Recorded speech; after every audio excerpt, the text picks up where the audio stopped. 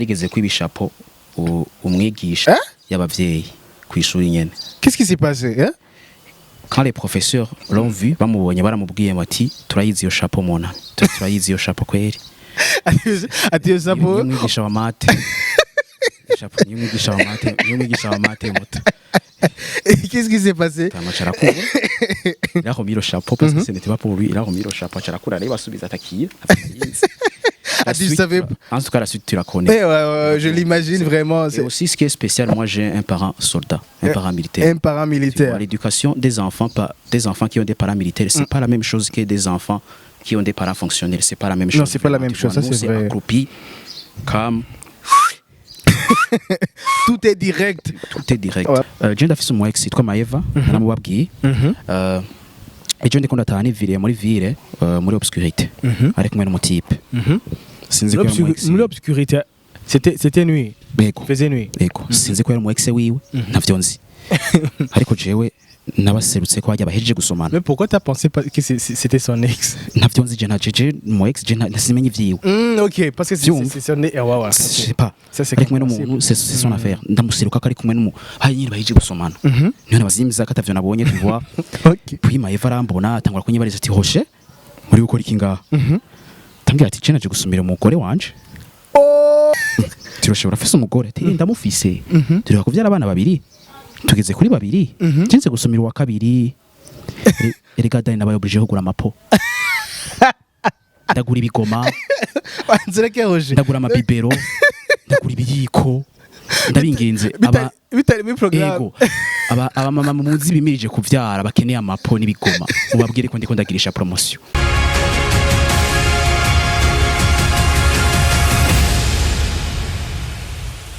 Tout le monde, vous allez bien? Nous sommes sur Dan TV Show et sur Akiwachu Media. Aujourd'hui, on va essayer de faire une émission un peu en français. C'est Dan For Real, journaliste ou youtubeur sur Dan TV Show et sur Akiwachu Media. Aujourd'hui, je suis avec un comédien qui s'appelle Rocher. Je crois que c'est la première fois que vous le voyez sur ma chaîne YouTube ou bien sur Akiwachu Media. Et présente-toi alors. Moi, je m'appelle Mahoro Meza Phil Rocher. Comme il a dit, c'est Rocher le comédien. Je suis ici sur Dan Essayez de monter la voix. Hein? Je suis ici sur Dan TV Show, le youtubeur Dan. Ouais. Merci. Merci beaucoup. Merci beaucoup d'avoir accepté.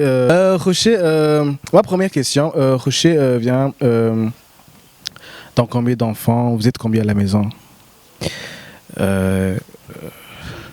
À la maison, nous sommes au nombre de 5 enfants. 5 enfants. 3 garçons et 2 filles. 3 garçons et 2 filles. T'es l'aîné, le cadet? Moi, je suis le deuxième. Le deuxième. Je suis l'aîné dans les garçons. T'es l'aîné dans les garçons. Donc la première, c'est une fille. C'est une fille, oui. Ok. Dieu merci, j'ai encore 2 parents. Mes 2 parents, je les ai encore. Glory be to God. Ok. Et c'est ça. Amen, amen. Et aussi Mukozi. Et Mukozi aussi. C'est très intéressant. Faut le mettre dedans parce qu'il est parti. Mukozi n'est pas là. On souffre, on souffre. Je veux savoir, ton enfance a été comment? Je veux savoir comment tu étais dans ton enfance. Parce qu'il y a des petits enfants, des garçons qui sont... Bon, par exemple, moi quand j'étais enfant, on me disait que j'étais genre like un enfant turbulent, un enfant turbulent comme toi. Turbulent comme tous les enfants, comme moi. Les enfants burundais, on était tous, on a la même enfance. Nous tous, tu vois, turbulent, on te frappe, tu ne dors pas. On te punit. Dernier à l'école. Dernier à l'école. Oui. Ugashika bagakubita. Tu vois, umuvyeyi akama kwishuri muto umuvyeyi.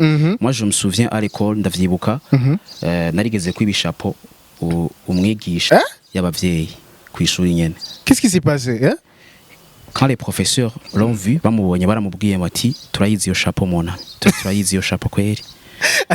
Ati yo chapeau. Umwigisha wa mate. Chapeau umwigisha wa mate moto. Qu'est-ce qui s'est passé? Tamacharakura. Il a remis le chapeau parce que ce n'était pas pour lui. Il a remis le chapeau charakura il va subir attaquer. La tu suite, savais en tout cas, la suite, tu la connais. je l'imagine vraiment. Et aussi, ce qui est spécial, moi, j'ai un parent soldat, un parent militaire. Un parent militaire. L'éducation des enfants qui ont des parents militaires, c'est pas la même chose que des enfants qui ont des parents fonctionnels. C'est pas la même chose. Non, c'est pas la même chose, ça c'est vrai. Accroupi, calme. Tout est direct. Tout est direct. Ouais. Même pour le temps de manger, c'est nous tous. Il ne faut pas manger seul. Il faut pas manger seul. Attendre Il faut tes petits attendre frères, ton petit ta frère. grande sœur, tout pour aller manger, tu vois. C'est 30 à 23 heures. Il faut l'attendre. Il faut l'attendre. Parer à table étant Étant en famille, ouais, je vois. Mais il y a des fois où tu te disais pourquoi pourquoi n'avoue muryango bafise genre ils sont ordinaires, tu vois. Pourquoi moi j'ai un papa soldat qui est comme ça, tout il y a ma règle muhira. Il y a parfois des nuits où tu t'imaginais pourquoi moi je suis né ici comme ça avec des ordres tout même tous les militaires. Des fois moi j'avais des voisins. J'avais des voisins. Je regardais comment leurs parents quand ils le frappent, leurs enfants ils pleurent, tu vois. Et quand leurs parents ils frappent, il vient leur consoler. Ça veut dire le parent te frappe et puis il te console. Moi je me disais pourquoi est-ce que j'ai pas ce parent qui me frappe et puis me console. Et puis me console après. Tu vois, moi un jour à la maison, toi les kugira twese muhira, ukandika tugasezera. Tu vois? Ouais, je vois ça. Je narajyanditse ndagenda 18h iragira batarandondera. Batarantelefone. OK, tu as écrit le mot le matin. J'ai écrit la lettre. Et puis je l'ai déposé sur la porte devant la chambre de mes parents. Et moi j'ai parti, c'était 7h du matin. Moi j'ai parti. T'es parti. 10h nibandondera. 12h nibandondera. Parce que avant barakurondera ati wagiye 18h ndatelefona muhira ati mwampevye. Alors que c'était toi qui avais écrit le mot. Moi mwarisomye. Twarisomye none ushaka. Tene vyagenze gute genda. Et moi je me demandais, pourquoi est-ce que ces enfants, ils ont des parents qui leur consolent, tu vois, ils te frappent et puis ils te consolent après. Tu vois un parent te frappe, tu pleures, tu savais que kurira biratandukanye. Et puis tu montes bakubiswe urabona shashaza umugabo ukuntu mugabo twebwe urabona umuyaya bon agukubise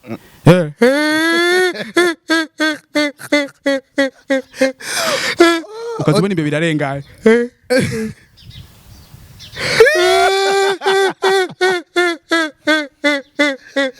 on dirait DJ vers 11h tu diminues vers 11h tu dis tu vois et puis la maman rentre 12h c'est comme ça notre enfant oui c'est comme ça qu'on a grandi quand même. Rocher, tu m'as fait rire, voilà. C'est comme ça qu'on a grandi. C'est comme ça qu'on a grandi, et puis, vraiment. Tu te demandes pourquoi est-ce que moi j'ai des voisins quand tu regardes l'éducation avec leurs parents, tu vois, leur frappe et puis le console. C'est comme ça qu'on a grandi. C'est comme ça qu'on a grandi. En fait, tu dis ça et je me rappelle quand j'étais enfant, toi tu fais mon voisin, et puis turagenda mu muduga dushize parce que j'étudiais à l'école de l'unité et puis je sors hanyuma acaranyugarana umwana wo mu voisin acaranyugarana urutoki. À cet instant là j'ai pas pleuré.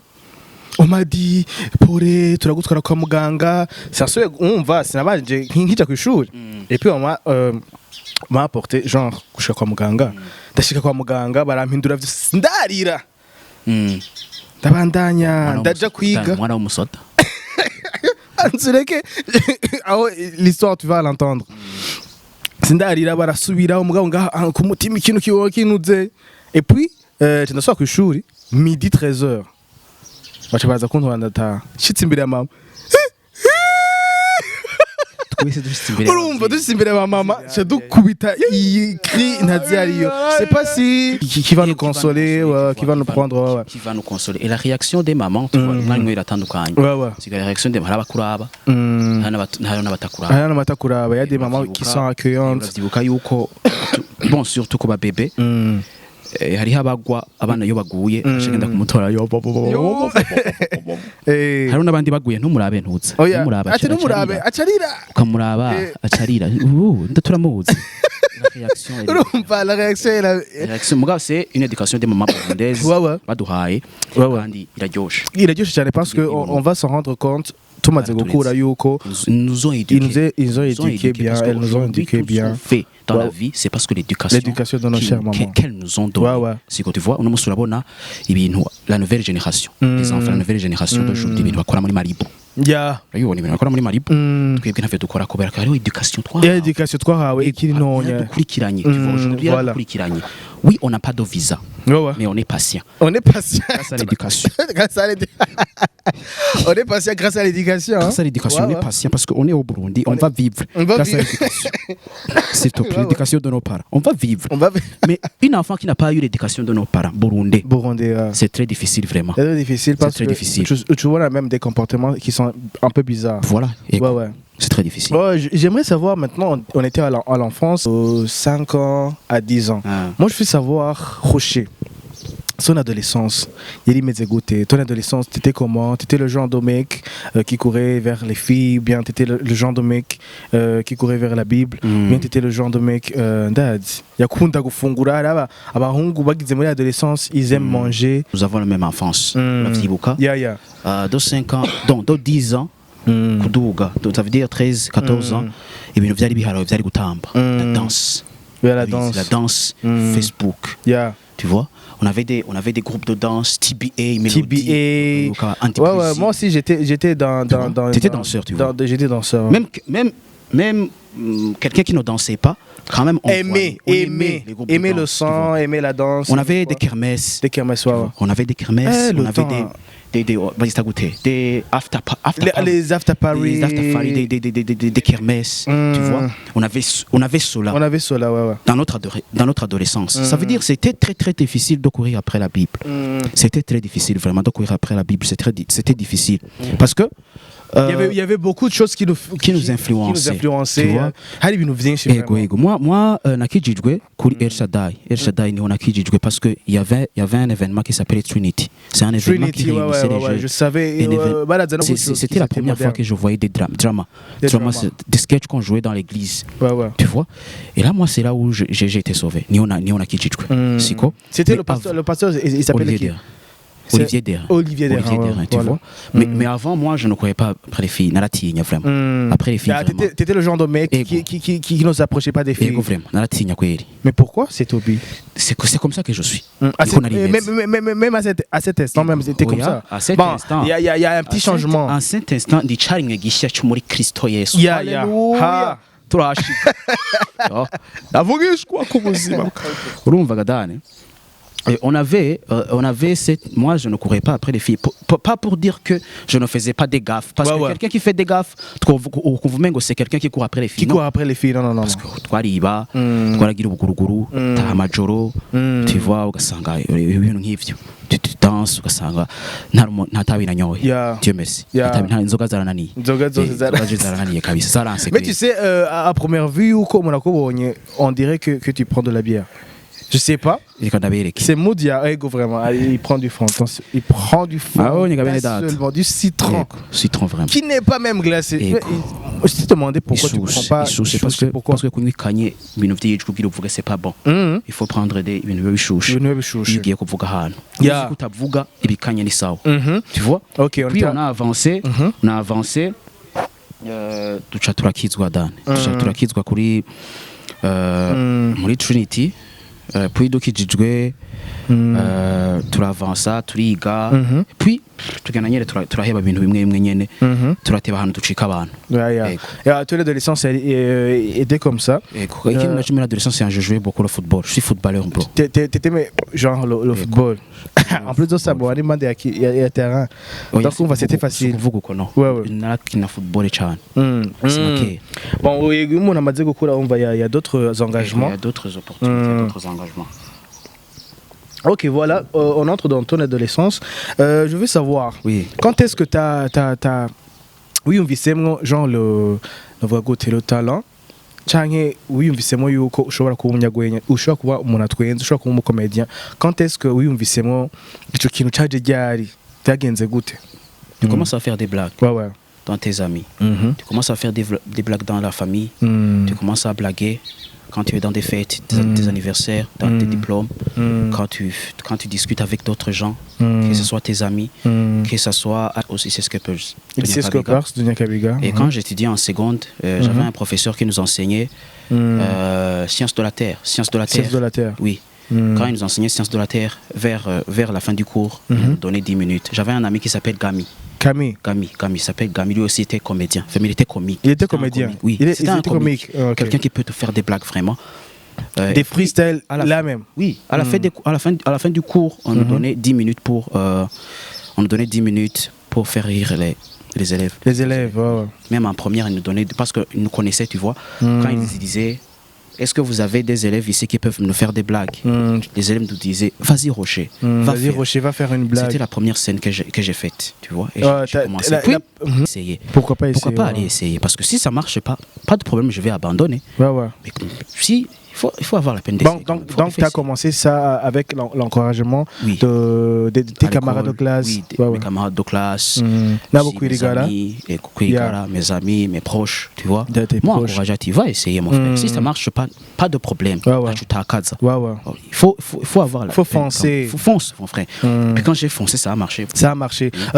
J'aimerais savoir que t'étais comment sur scène? T'ont dit vas-y, toi c'était la première fois que tu montes sur scène. C'était la première fois que tu vas faire des blagues genre like du moins. C'est pas facile.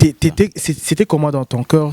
Ton adrénaline était comment? C'est pas facile. Oui, c'est pas facile parce que c'est pas une chose c'est pas une chose à dire à n'importe quelle personne. Tu vois, c'est pas facile parce que en toi, quand tu as quelque chose que tu veux t'impliquer dedans dans cette chose, tu fonces. Il y a des choses que tu fais. C'est un sacrifice. C'est un sacrifice.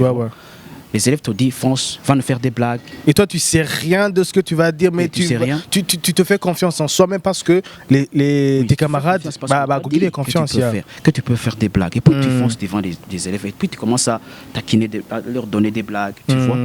Et c'était comment? C'était bon? C'était beau à voir? L'important, c'est que j'ai essayé quand même. C'est pas bon mais tu essaies quand même. Tu ne le fais pas comme la manière dont tu le fais dans la vie de tous les jours, mais quand même, c'était la première scène que je faisais. C'était la première fois devant les élèves, tu vois. Mais vu que j'ai foncé, j'ai essayé. Quand même, ça, c'est continuer d'autres choses. Mais l'important, c'est d'essayer. C'est pas facile.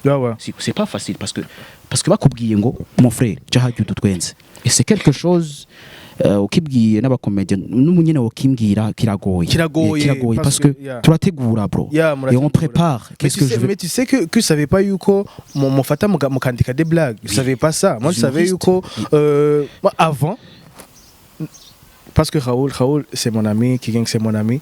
Donc Raoul yarambwira ati tu sais yuko twandika blague yuko hari iyi blague mvuga ati iyi blague ndavuze uno munsi kurya show yindi nayiteguriye sinzosubira kuronka indi blague ntera. Moi je savais pas yuko mwandika, moi je savais pas yuko mwandika nk'abaririmbyi. C'est s'asseoir, réfléchir à une blague, tu vois, et puis commencer à écrire, tu vois, en utilisant les techniques. Et puis tu écris. Et tu cherches à gukinira abantu, tu vois. Et puis tu fais des répétitions. Dessus? Oui. Tu fais des répétitions. Toi, je t'appelle Dan et puis je fais les répétitions de la blague et je te dis, est-ce que ça va marcher? Et toi, et toi, tu peux me dire, Hinduriki, Kuramiki, change ça. Tu vois, tu fais des répétitions.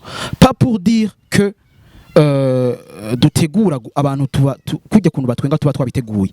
Icyo dutategura c'est la manière dont le public batwenga. Mais ces blagues là turategura. Bien ugategura mo.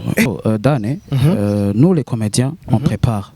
Vous préparez nyene byarantangaje ndavuga barategura baba. Ce qu'on ne prépare pas nous kongena abantu batwenga par rapport à notre blague. Essayez de monter la voix. Ça en tout cas on prépare ça, tu vois. On prépare la blague et puis on cherche une équipe pour faire la répétition, ça veut dire tu joues la blague et puis ils sont là, ils vont te corriger, ils te disent supprime ça et puis shiramwi iki moi sera avis par rapport à la blague. Vous débattez par rapport à la blague. Je vais te donner un exemple de la blague. Je ndafise umu ex yitwa Maeva namubabwiye ejo ndiko ndatahana ivire muri ville muri obscurité ari kumwe n'umutipe sinzi ko muri obscurité C'était nuit. Yego. Faisait nuit. Yego. Sinzi ko yari mu ex wiwe ntavyo nzi. Ariko jewe nabaserutse ko hajya bahejeje gusomana. Mais pourquoi t'as pensé que c'était son ex? Ntavyo nzi je najeje mu ex je nasimenye ivyiwe. OK, parce que c'est son ex. Ouais. Je sais pas. Ça c'est kumwe n'umuntu c'est son affaire. Ndamuseruka ko ari kumwe n'umuntu. Hayi nyine bahejeje gusomana. Niyo nabazimiza ko atavyo nabonye tu vois. OK. Puis Maeva arambona atangura kunyibariza ati hoshe muri gukora iki ngaha. Tambwira ati naje gusumira umugore wanje. Tiroshobora afise umugore ati ndamufise. Turi kuvyara abana babiri. Tugeze kuri babiri. Nje gusumira wa kabiri. Erega dani nabayobrije kugura amapo. Ndagura ibigoma. Wanzireke hoje. Ndagura amabibero. Ndagura ibiyiko. Ndabinginze bitari muri programme. Aba mama muzi bimirije kuvyara bakeneye amapo n'ibigoma. Ubabwire ko ndiko ndagirisha promotion. Rocher fait une promotion sur les cuillères. Oba wifuza ibigoma, oba wifuza ibiyiko, bibero n'amabase, ingo muri Rocher Company turabahereza. Rocher Company utuguriye bibero, tuguhana radio. Utuguriye ibase, tuguhana ibiyiko. Kaze muri Rocher Company tubafashemwo. Tu vois? Donc tu fais la publicité bien. Alors toujours la blague et puis toi tu es là, tu dis kongera mwiki je numvise blague ngende kirasona no kongera kwiga. Je te donne un autre exemple de la blague, tu vois? Tu vois, aujourd'hui, nous avons des enfants. Les noms des enfants d'aujourd'hui, bon, ça veut dire les abréviations, c'est pas la même chose de notre époque. Tu vois, les enfants d'aujourd'hui, tu peux entendre un enfant qui s'appelle Maillé. Ça veut dire c'est Matisse et Tan. Tu vois, quand tu supprimes Matisse et Aïe, c'est Maillé. Tu vois, Matisse et Tan. Tu vois, Maillé. Non, à notre époque, c'était pas comme ça. Tu entendais quelqu'un qui s'appelle Ditoupoui. Dieu tout-puissant. Dieu tout-puissant. Tu vois? Ego, tu vois, ego. Donc, son genre de génération, il évolue, maillé, tu vois. Et puis, quand tu joues la blague, quelqu'un est là, il te dit, je ne vais pas tu vois, change ça. Ça pourrait marcher. Tu vois. Et puis, on débatte, et puis tu prends la blague et les corrections qu'on t'a données, et puis tu vas jouer ça devant le public. Là, il y a eu, j'ai pas saisi. Tu prends la blague et tu prends les corrections qu'on t'a données et tu hindura puis tu vas jouer ça. Tu vas jouer ça. Et c'est comme ça que quand vous voit là devant nous. Oui, il y a des temps même où on joue des blagues des autres comédiens. Sérieusement? Ça veut dire mon frère, ça veut dire moi ça m'arrive dans mon show, c'est quand Rocher Comédie, je peux jouer la blague d'un comédien. Je lui dis prête-moi ta blague, je vais jouer ça. Je vais jouer. Va jouer. Moi je joue ça. Il n'y a pas de problème. Pas de problème. Il suffit seulement comme dire. Comme dire, moi je vais jouer. Et voilà. Tu demandes.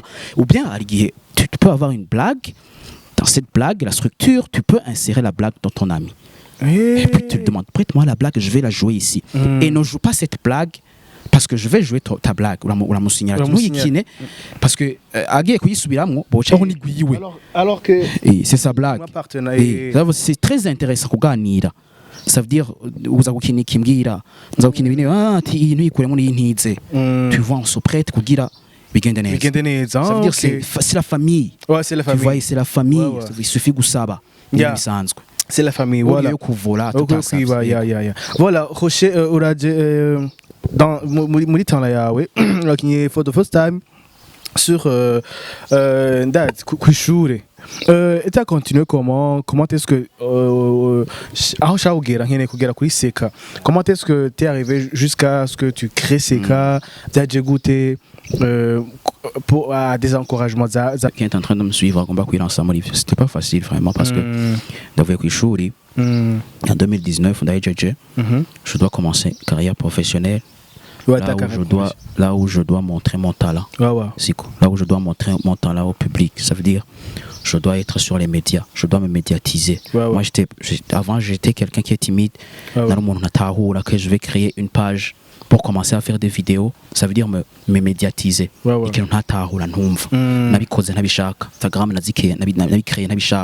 vois? Et puis, j'ai commencé.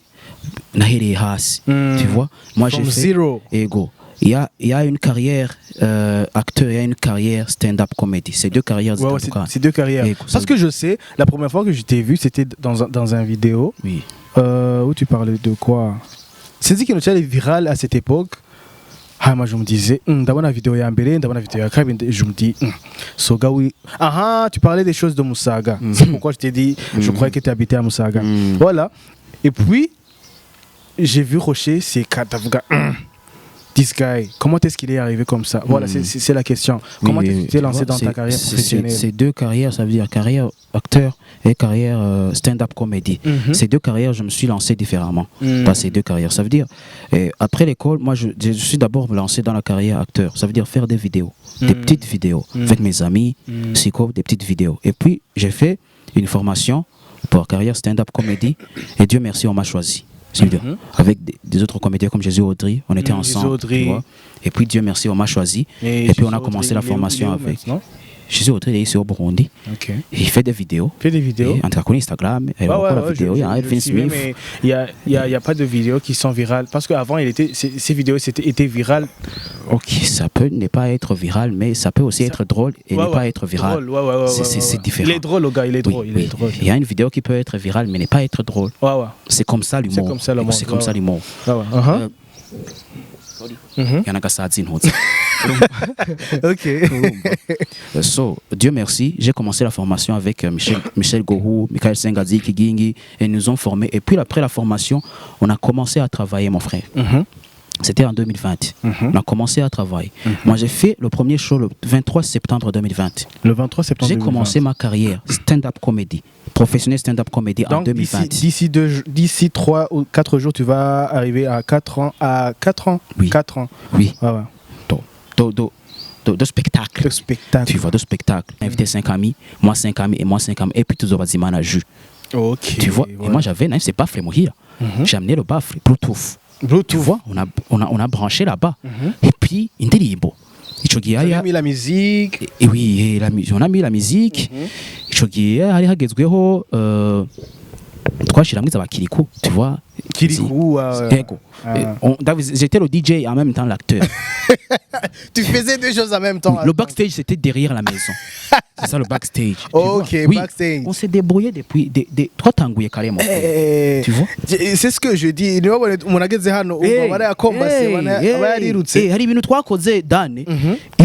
Aujourd'hui, quand je suis avec ses amis, comment est-ce qu'on a créé ça? Où venait cet encouragement? Inspiration yavuye. Et dans le team, nous avons un MC. Et on va, il y a une MC. Et c'est le gars qui s'appelle Nicolas. Nicolas. Il s'appelle Nicolas. Nicolas qui habite à Kinaya 3. Et voilà, Nicolas Kakonze. C'était chez lui. Tu vois. Tu vois, dans mon chimira. Tu vois. C'était lui-même le MC. Il y a des gens qu'on peut rendre hommage. Parfois quand on y pense, il y a des gens qu'on doit dire merci. Aujourd'hui, on fait des c'est bon d'être reconnaissant. Oui, aujourd'hui on fait des shows. Mais alors toi Tangouri. Ok. Et autres de Tangouri, même aujourd'hui ils sont là. Aujourd'hui, je ne peux pas faire quelque chose sans leur demander.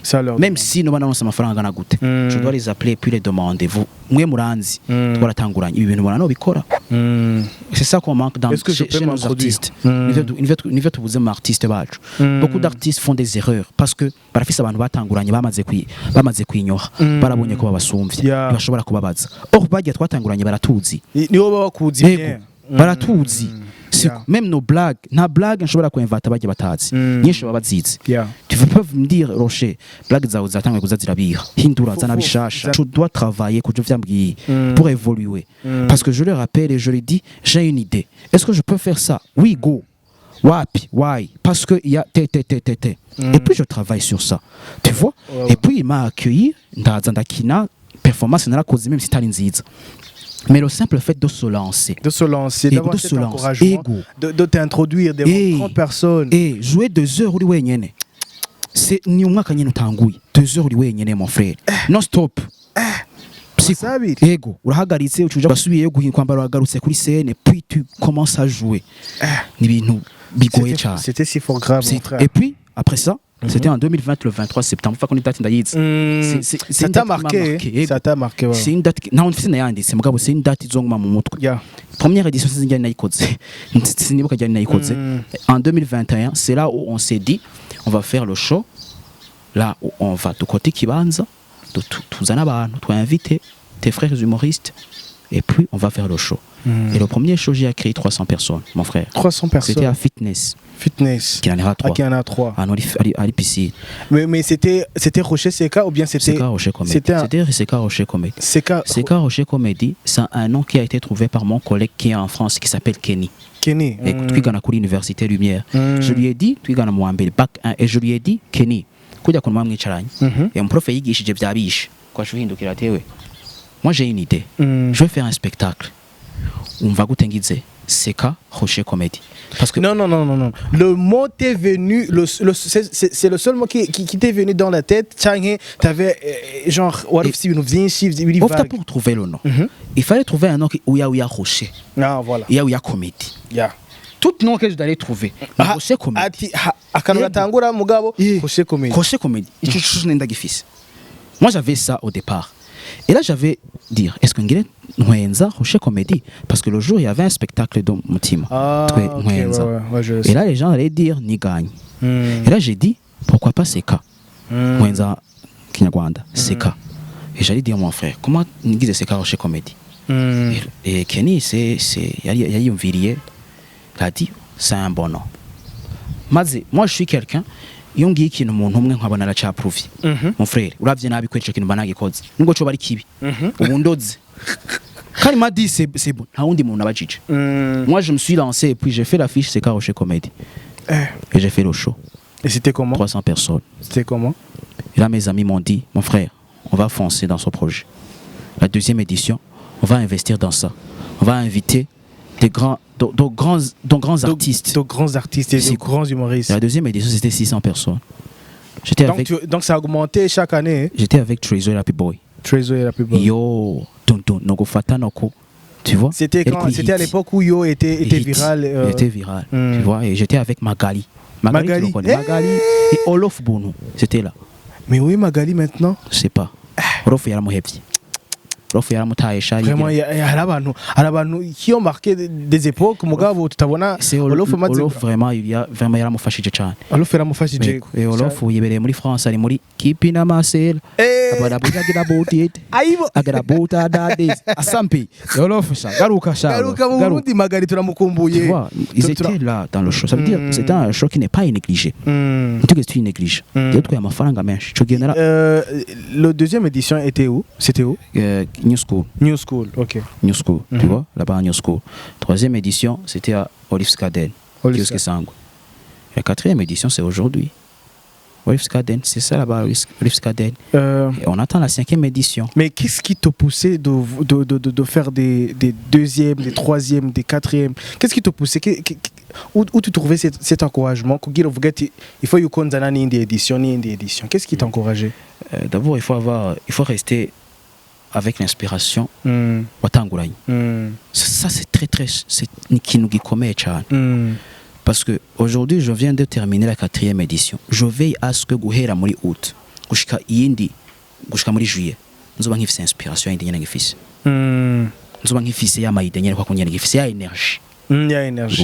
Parce que même si mon équipe va faire inspiration, je n'ai fait pas encore. Parce qu'il me demande, tu crois? Je dis oui. L'inspiration fait non. On ne travaille pas. J'ai pas d'inspiration. Alors il faut être quelqu'un à Goumari consistant. Tu vois, tu surgis de nulle part, une bichache. Tu vois, aujourd'hui, vous voyez des vidéos donc parce que innovation. Aujourd'hui, je vais commencer des vidéos en français. On va des interviews en français. S'il vous plaît, concentrez-nous sur le français. Concentrez-nous. Bientôt, ça sera même les personnes qui vont commenter, il faut qu'ils commentent en français. Commenter en français. Tu vois, tu vois, bientôt ce sera l'anglais. Ça veut dire il faut que tu sois quelqu'un professionnel, de créatif. Tu vois, tu peux ne pas être professionnel, mais sois créatif. Kugirango l'année prochaine, nous akora show abantu bumve yuko uyu muntu yarakoze. Il se sent yaravuye ngaha. Uyu muntu yarakoze kajya kantu karantwengeje. Reka nze kumuraba. Tu vois, donc c'est ça qui est très mon artiste agumagira agerageza kudatakaza. Une autre chose importante, prier, la prière. Usenga. siko gadane tuba twarabivuyemo mon frère. Aujourd'hui ngeze kuri 4e édition. C'est pas parce que je suis l'artiste asumvye abandi mu Burundi tuba twarabihevye. Twarapriye mon frère. Imana niyo ugahaguruka ugakora hanyuma ikaguhezagira abagushigikira ivyo bintu vyawe parce que hariho guhaguruka ukabura abagushigikira mwico gihe ukora bibi mugabo iyo uhagurutse Imana ikaguhezagira et puis ukaronka abantu bagushigikira urakora vyiza cyane gose vraiment tuma dusenga mon frère Imana muve turiko turakora Imana ibane nawe prier ico nico iyo niyo manuro nziza vraiment no kuri utanze aradana sinobesha abantu ngo turi ngakubera amafaranga araza akagenda siko mugabo mes chers amis muze mufume mutakazingabirano siko mutakazi ivyo mukora vyose mugabo ntimwibagire gusenga je peux ne pas être comédien aujourd'hui nkabitakaza siko meni nabandanya nsenga naja kudandaza nzoduka nzomenyekana ibintu byanje bizotera imbere. Donc la première chose c'est prier mes chers amis. N'oublie pas Dieu quel que soit le degré uriko n'oublie pas Dieu prier misi yose mu gatondo usenga mwijoro usenga ushime urana turahantu bigoye turahantu bigoye turakeneye Imana dani turaremvye amatango nangahe nyibutsa amatango nangahe isukari ngo nangahe isukari mu kamera bani nuko isukari ngo nangahe umunani none bana tudasenze gadani twasha tuba bande ni hatari kwere twohona pe rofi ni nyinshi dani rofi muri ambassade ni nyinshi green card ubemerera babiri kandi tuzosubiru neza paka last paka baduhaye ayabanze ugera arasate kwanza green card baduhevra nko muri ambassade ya Amerika dossier yawe imbere yabo gutya dossier yawe imbere dane interview kuzuba ati nikibaho nabaragumye kuri duze ngo dukore interview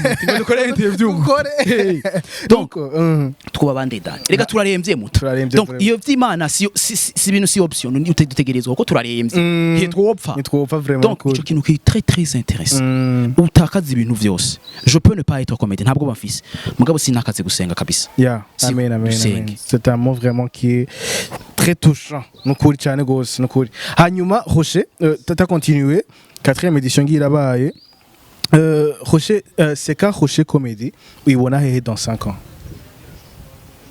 c'est quand Rocher Comédie dans 5 ans ils ont festival ce sera un festival qui pourra accueillir d'autres artistes humoristes d'autres pays international d'autres pays qui pourra faire là où je pourrais inviter des ministres.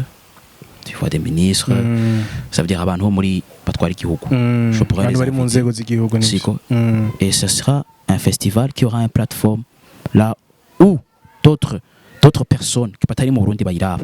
Ça veut dire plateforme là où il y a du français, de l'anglais, pas seulement du kirundi. Non. Siko plateforme shobora kudandazwa. Un plateforme là où on peut le vendre dans d'autres pays. Tu vois? À part c'est quand Rocher Comédie, je veux que Rocher ce sera un artiste international. Toi qui n'es visa Dan. Toi qui n'es visa, on va aller à Belgique. Il y a une Maldives.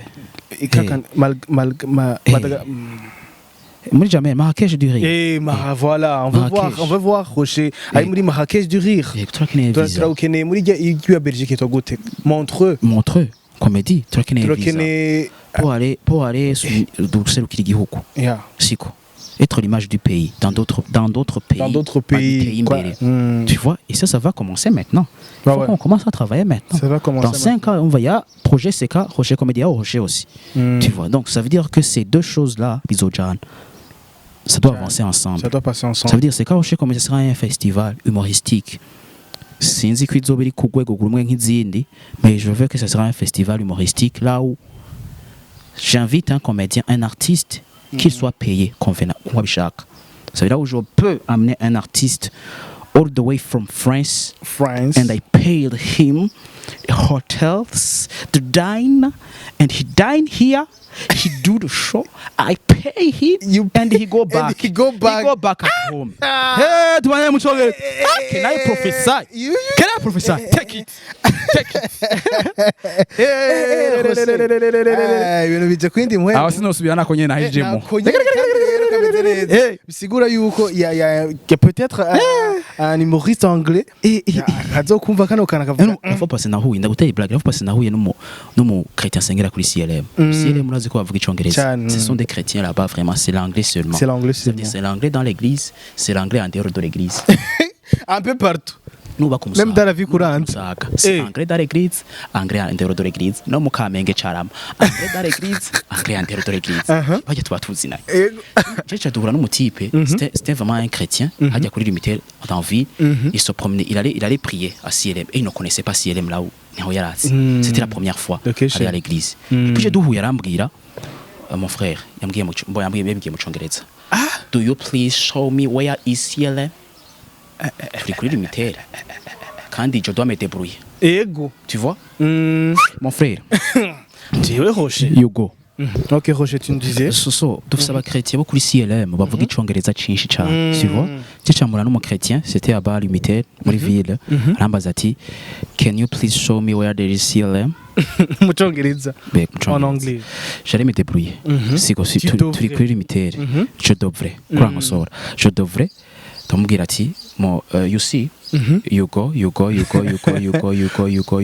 turn right silhouette you go CCF silhouette you go rond-point stop the right Ferouj the right see road stop you wait where you left you go yo muntu ngerageze gera plaza mu Kamenge you go can you please show me you go mu Cibitoke cyarugomvura ki ari muri you go can you please show me you go washawageze nka dogodo watura kayogorogwa tugiye mu kayogoro bientôt on va faire en anglais bientôt on va faire en anglais faut qu'on essaie d'être professionnel d'être créatif parfois nibyo birafasha ego ahanini Roger nous sommes ici pour parler sur ton projet le projet oui c'est une bonne action et tu vas nous dire genre more information about that yeah okay I will tell you that information in English so I have a project called Nedzegwa Burundi Bwacu Nedzegwa Burundi Bwacu is in a bon actions that I going to take bon ni bonne action nza gukora so ni action ni gikorwa citwa Nedzegwa Burundi Bwacu igikorwa ca bonne action mbabaye ndavuga mu Kirundi ca bonne action kuja gufasha abafise amikoro make siko narabikoze l'année passée byari vitwa Seka bonne action siko ni kintu nkora après show ya Seka Rocher Comedy nka tukagenda tugiye team tuba tworganize événement tugenda tugiye gushikira abantu bafise amikoro make ça veut dire ubu onye kizoba citwa Nedzegwa Burundi Bwacu Nedzegwa ni nka Seka byose Nedzegwa Burundi Bwacu siko ça veut dire nibanezerwe baryoherwe nabone twararyohewe natwe reka tugende kuryohera abandi siko maintenant tuba tugiye ku aba bantu bari Gitega batwawe batewe n'amazi mu Gatumba ubu muri Gitega niyo baba donc tuzoba tugiye kubashikako hari abari bazi ko tuzogenda kunuka abana ku mashuri oya byarakozwe Imana ishimwe hari ababikoze kandi Imana ibahezagirira maintenant tuzoba tugiye kunezeranwa nabo bantu bahuye n'ico cuka bategwa n'amazi parce que babaye ahantu ntibafise ico bifuka ntibafise ivyo gufungura donc urabona tugiye kwinjira mu gihe c'imvura donc tuzoba tubashitseko kugira tubaronse ibintu vyo kwifuka tubaronse uburengeti ivyo gufungura ivyo amavuta umunyu donc ikintu cyose gishobora kuzobatuma bashobora kuaffronter le froid ino periode twinjiyemo kwaswe ntiyoroshe isuku no gufungura ego tunezeranwe nabo siko donc ni gikorwa rero turiko turakora n'invita umuntu wese mu badufashije l'année passée ba contribuer ushobora kuba ufise umunyu ushobora kuba ufise amavuta ushobora kuba ufise ikintu cyo kwambara anything you have kizane tuduge tugende kunezeranwa n'abandi igikorwa rero kizoba le 2 Novembre siko turamaze kuronka ibitari bike abantu baramaze kudutelefona hari ivyo twaronse hari n'abandi batubwiye ivyo bazoduha donc tuguma turi muri bwa bumwe nyene ya famille tuguma ino nyene Bujumbura guma tunezererwa guma dukora ibintu abantu bavyitabira faut tuduga à l'intérieur du pays yego ari undi muntu ameze nabi tumushikire na wene tumugire tumushikeko tumube hafi so ndemvise abantu bose siko mubankurikirana bankunda mubakunda abandi mubakunda Burundi mubafise umutima wo gufasha baze bahabe dukore kuko wagize umutima même si wohaba même si wodusengera anything anyway anywho any worth any with any Mohabi le 2 novembre tugende dushikeko vraiment tugire tureka umutima w'urukundo yego karibu kabisa ni projet yiswe nezerwa Burundi bwacu niyo kuja gufasha canke gushikako abantu amazi yateye mu gatumba maintenant tuzogenda kubashikira igitega niyo bari kwa dufise kuja kubashikira igitega hehe mubimbi yego okay nivyo vraiment nuko nifoko tukora ico gikorwa babirabe kuri réseaux sociaux biriko bazobwira mo information about that nezerwa Burundi bwacu ko nyene Instagram kuri Instagram kuri account yawe oya Instagram yitwa nezerwa Burundi bwacu yavyo yitwa nezerwa Burundi bwacu baje barabe ni hashtag nezerwa Burundi bwacu bacabona ama post vyose bica biza hashtag kuri Instagram nezerwa Burundi bwacu bifatanye bacabona anything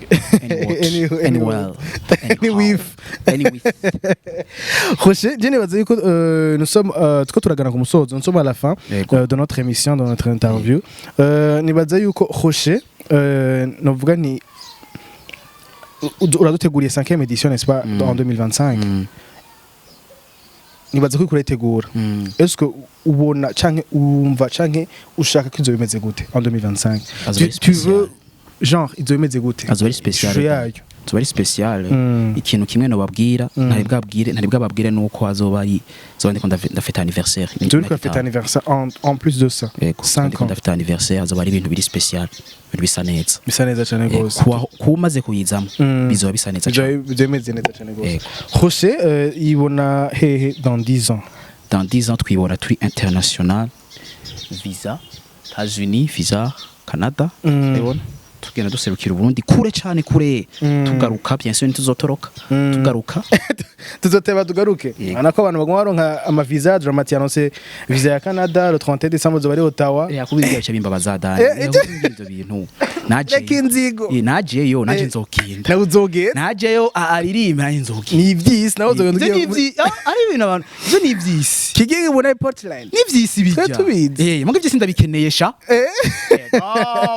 abikeneye kwi dans 10 ans hope k'ivyo bintu bizoba vyarabaye Rocher azoba yaramaze guperforminga Montreux azoba yaramaze guperforminga Marrakech du Rire azoba waragiye gukora dufise n'abandi twagize twaramuye apana twaramuye turiko turafashanya nabo kugira nabo baduga twenyene kuko nituzokwamaho dufise n'abandi baduze bariko barakora turiko turakora twese turi kumwe ensemble twese nabo turiko dukora twese twaraduze 10 ans twaraduze yego je ndi Canada nabo bari Belgique yego nabo bari Serbie je ndi Canada nabo bari Serbie je ndi Canada baje zodi bari Serbie uri Canada tumeze neza uri mu aibo sampe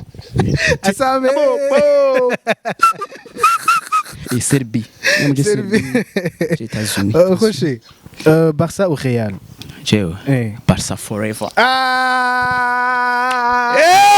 Lamine Yamal soit le Yamin de ta vie soit le Yamin de ta vie Lamine Yamal tuko Barça no shinda kuyica mugayo dukubiswe mu Bayern yo Barça yakubiswe je muri Bayern mo Bayern kubise Dortmund kubise Man City kubiswe kujya Shasha dusigaye turiyumvira turati mu bisanzwe Real ni vyisi biga rero la Bible dit byo kumara iki gutwara ivyisi byose ukawusha ubwami bwiza oya tuzofuma tuganya ubwami bw'Imana Daniel rero mbari reka no gafana OK Rocher reka ndagushimira moi je veux te remercier pour cette faut boire tout OK Rocher je te remercie on a fait une bonne interview on a passé du moment ensemble on a parlé de tout, on a parlé du rocher d'avant et du rocher d'aujourd'hui et du rocher de 10 ans Canada. De 10 ans.